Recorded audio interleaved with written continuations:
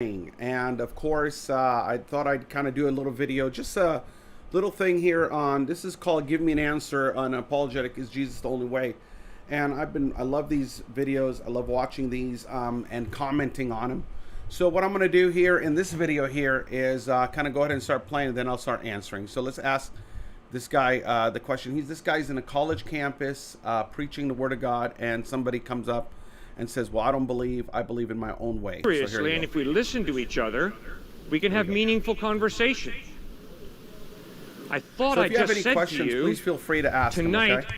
When you put your head on your pillow, like it or not, you're going to have to acknowledge you're living for something or someone. Yes. Like it or not, when I put my head on my pillow tonight, I'm going to have to acknowledge I'm living for someone or something. I agree with that. We both have faith. Now, you have said to me crystal clearly that there is not enough evidence that God exists, and you didn't want to hear me go over that evidence, and I respect that.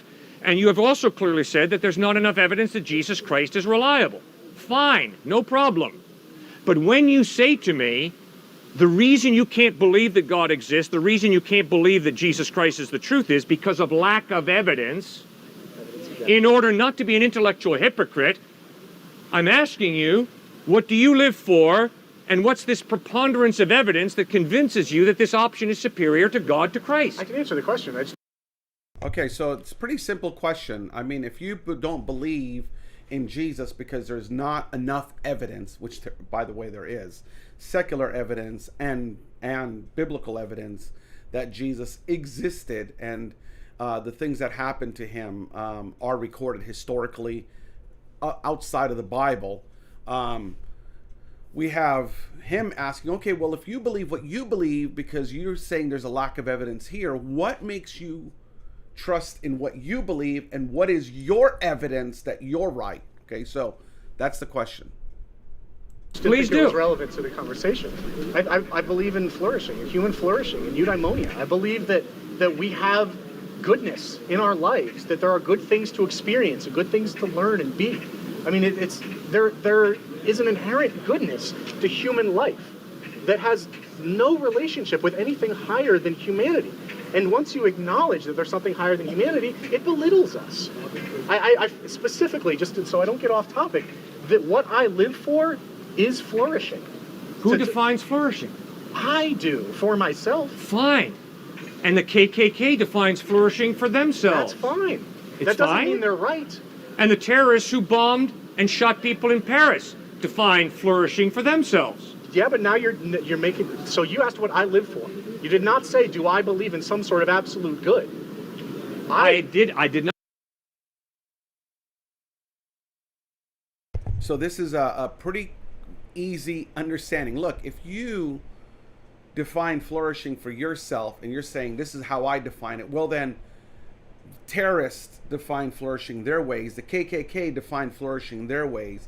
Everyone has a way that they define flourishing, so that must be right for them because you're right and he's right, and he's really setting them up here because this is exactly the type of thinking that people have sometimes when they think, well, we don't have no God and it's just us. Well, who determines what is right? Who determines what is flourishing? Who determines what is goodness? Because if we are a law unto ourselves, then you could imagine how barbaric our life and our world would be, because we would think it is okay because in my book it is okay if there was no God. Let's go on. Not, I asked you, how do you define flourishing? Who defines flourishing? We each define flourishing. Okay. Now, if you think about it, you're going to realize you've thought it one way, defined flourishing one way. That's fine. The terrorists have obviously defined it another way. That's fine. Nobody's right, nobody's wrong, it's all relative. I'm not talking about ethics. That's why I said this was outside of the realm of the conversation. This is an Flourishing ethical does not question. include ethics? Excuse me?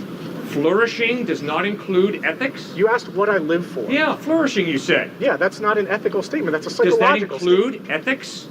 To flourish as a human being, does that include understanding what's good? I thought you used the word goodness. It includes goodness. It doesn't understand it does not include the understanding of goodness. It includes goodness, but not the understanding of goodness. My moral imperative is Language to is breaking flourish. down. No, my moral imperative is to flourish. Okay, so what he's saying when he says the language is breaking down is this guy's reasoning, like he's using the word goodness, but then he's saying, oh, well, it's not goodness, but there's no ethics in it, but there's goodness. How do you have goodness without ethics? There has to be some kind of ethics that holds you to goodness. I mean, ethics and goodness are not separate of itself. You can't say this is goodness and not have some kind of form of ethics. And to say that they're not connected in some sense, or flourishing is not connected in some sense, is ludicrous. Okay, and that's kind of what he's saying. You got to have some kind of ethics. There has to be something, and this guy here is trying to avoid the word ethics, because ethics demands that someone is ethical, and someone, in the sense of ethics, can determine what is good and what is bad. Somebody has to be the judge of that. Okay. Moral imperative is not, it does not include having some sort of ultimate goodness. I don't have that claim on reality. I just said earlier in my honest question, one that I've asked of priests in the past when I was really questioning. My honest question is faith compatible with this idea? That's a very specific question. Okay? With flourishing?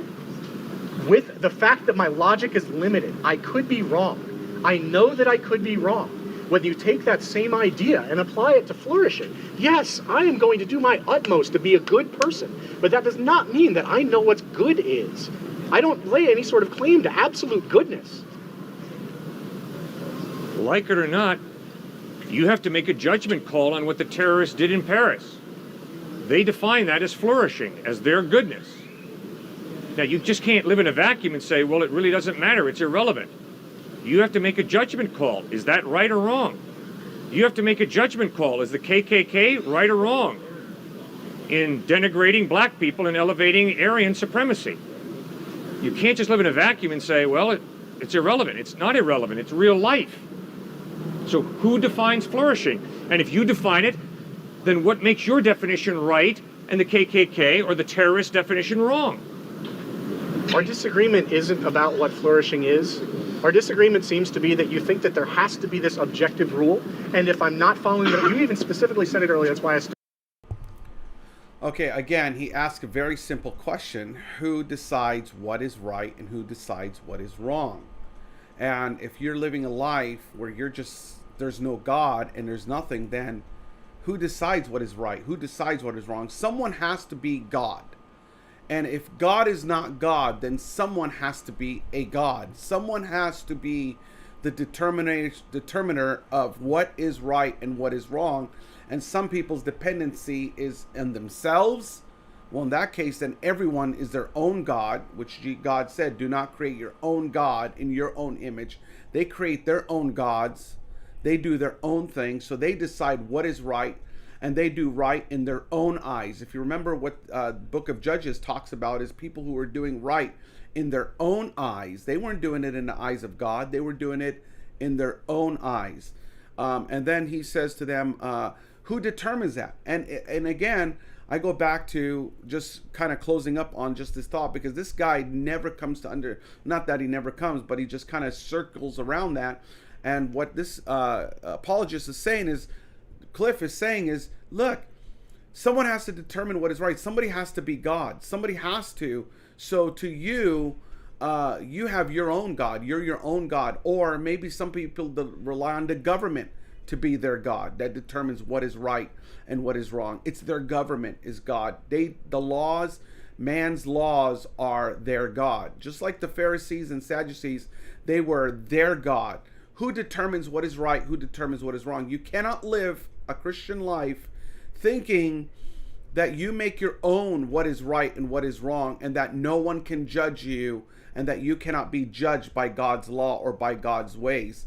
We are judged by his ways. We are judged by his truth. We are judged by the things that he says, because what he says is right.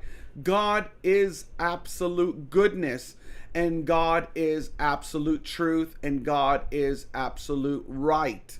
His ways are the ways. There is no other ways. His ways never have ever led man astray. It's the ways of man that determine. So again, you take God out of the factor. Who decides flourishing? Who decides goodness? Who decides ethics? Who's their God? Who's your God? You cannot live a life. A person cannot live their life without God. They cannot live. If everyone lived without God, if this society was without God, then we would have no way of knowing what is right and what is wrong. I can take from you what I want to take from you. I can do whatever I want to do from you. That's the way our society is lived when it's godless. When a society is godless, they rob, they steal, they pillage, they take, they remove, they do all these things when they are godless, okay?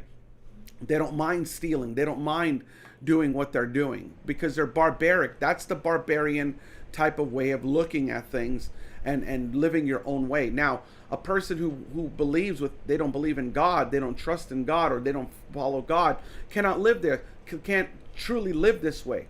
They will die. They will die. And every person says, well, I don't believe there's a God. Well, I'm just curious. And usually you would ask something like this. A person who's like, I don't believe in God. You probably should respond, well, I'm kind of curious. If you don't believe in God, who decides what is right or wrong? I mean, if you don't believe in God, who decides what is good? Well, I can kind of decide what is good. Well, okay, so then can I make my own decision what is good? I mean, if I were to kill you right now and I thought that was good, if I would just were to kill you, would that make me right? Well, they'd be like, well, no, that wouldn't make you right. Well, what if I did something bad? Would that make me right? You know, what if I did this? I mean, someone has to determine what is right and wrong. See, in reality, atheists cannot live without God. And they go, well, ethics. Well, who's deciding ethics? Who decides what it is? The government? I mean, genocide in certain governments in the continent of Africa or in the Middle East. If there are governments that are polluted or corrupted, we call them polluted and corrupted because we compare them. We're comparing them with God and government. So someone's comparing something, right? So whatever you're comparing it's your God. Here's what I mean. How do I know a government is corrupted? The only way I know a government is corrupted is by comparing them with a government that I think is good. So for me, I look at a communist government and I go, that communist government is corrupted. Well, why? Because I'm comparing it to a democratic, a democracy government, okay? A democratic government, all right? So I'm comparing them. But what says my government is better than this government? Somebody has to be above those two governments in order for me to make that determination. So it is when it comes down to my ethics and your ethics can be completely different. Well, someone's ethics has to be greater than ours. So no, it doesn't belittle us by believing in a higher God. It saves us. It saves the person who calls himself godless or an atheist, because if they didn't have God, if they didn't trust God, they would be dead by now, because somebody would have thought it was okay for them to kill them because they violated their space, or they violated their privacy, or they violated them. So again, something to think about, something to kind of be able to discuss with people who don't believe in God, and kind of saying, well, I'm just kind of curious, what do you live for, and what determines what is good and bad? And why do you think that is right? Who determines that what they said is right? If our government came out tomorrow and said, or the laws came out tomorrow and said, hey, it is okay to kill people, would it be okay to kill people? And if they say, well, no, and I would say, well, why not? I mean, why isn't it wrong? Why is it wrong? It's taking someone else's life. Okay, who determines that's wrong? Why do you say it's wrong? I mean, we see it in our animal world all the time. We see lions killing gazelles. We see alligators killing zebras. We see it all over the place. We see different birds of prey killing different things. Some for a reason and some for no reason. Why do we say that's not wrong? Why are we not defending that? I mean, we would live in an animal kingdom if we believed there was no God, or if we lived for there is no God. So just the basic comment of, well, I think it's wrong. Just because I think it's wrong doesn't make them right. So there has to be someone who says, thou shalt not murder. Thou shalt not murder. How do we know? Because God said, thou shalt not murder. Okay? That's a difference. That separates us from the animal world, from the humanity world. Human world is under God's holy law. We're not animals. So very, very important. Anyway, love you. God bless you. Thank you for watching. And there's more apologetic